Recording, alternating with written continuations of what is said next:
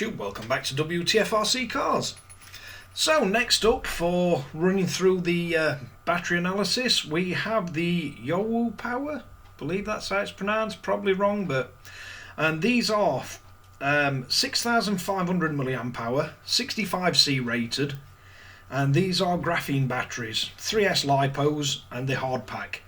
These do fit really well in both the armour cars, so the Kraton 6S, I have managed to get 2 packs in that, and the likes of the Lossy LMT, so anything with that kind of battery compartment, these do fit really well.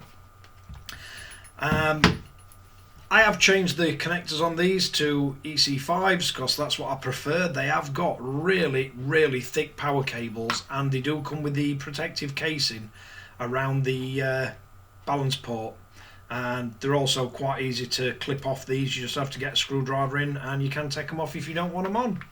Now they do come with this shrink wrap around them, which you can take off if you don't want it on, but I just leave it on, makes it a bit stronger. These are about £68 each, so not the cheapest but not the most expensive. There's a fair bit of weight to them as well, and they do seem to perform really well in the car, but let's get them on the analyzer and see if the performance does match the actual spec. Right, so first off for charging. So we've got these charging at 1C, so 6.5 amp, and discharge is set at 2 amp, but it doesn't really come into this. So both the batteries very close, 6,402 on channel A, 6,394 on channel B, and the very little difference between how long it took them to balance. Yeah, quite impressive. So these had not been used for a while as well, so I think these have had about 5 or 6 weeks of not being used in storage charge. I did drain them down and then charged them fully. So yeah, quite impressed with how they behave on this. There were no lingering waiting around for them, and they got pretty close on the charge to the stated capacity. So let's have a look at the discharge cycle on them. Right, so let's look at the discharge time. So basically we're getting 20 amp constant draw, and you'll have to excuse the fact that it says 4 cell at top. I'd been playing around with it after it had finished discharging. But yeah, 18 minutes 42 seconds, discharge down to 9.19 volt. We'd got it set at 3 volt per cell, so it just bounced back a little bit at that point. Capacity 6,199 milliamp hour, so pretty close to the 6,500. I think these are some of the closest we've actually had. So no weirdness, no massive voltage drop, and seems to be pretty good runtime for a 6,500 milliamp hour battery. But let's have a look at the second pack. Right, so I suppose it was bound to happen at some point, but this was the exact same runtime and the exact same capacity as the first pack when we'd got it on discharge. As you see, this one bounced back to 9.15 volt after we stopped the load on it. But yeah, pretty much absolutely identical to the first pack, which is very important if you're thinking of running these as, say, a 3S and 3S pack to make a 6S, like I run them in the Kraton 6S EXB. But yeah, quite impressed with these. To say these are by far not the most expensive batteries we've got. I mean, I've got 2S batteries that are lower capacity that cost more than what these do.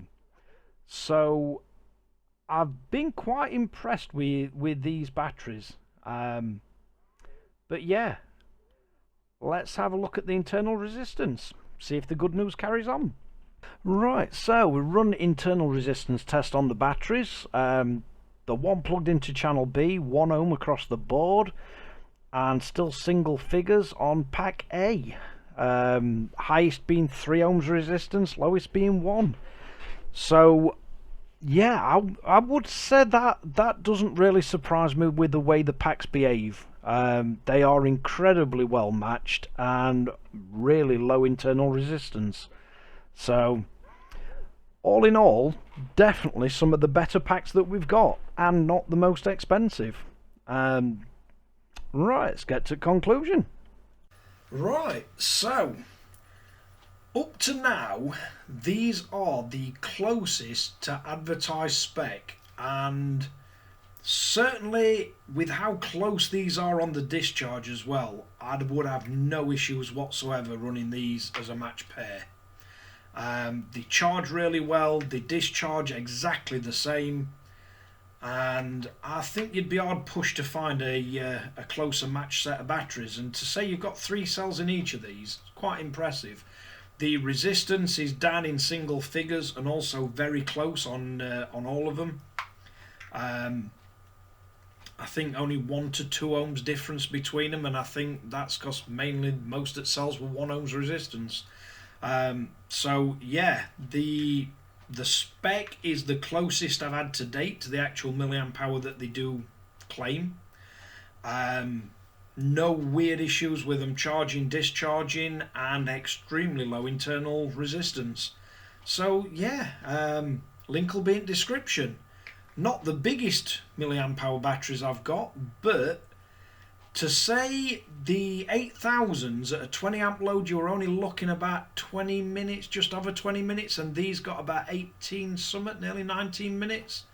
Not a lot in it, but there is a big difference in price, and if you're looking for extremely well matched cells, I think you'd be hard pushed to get better than these.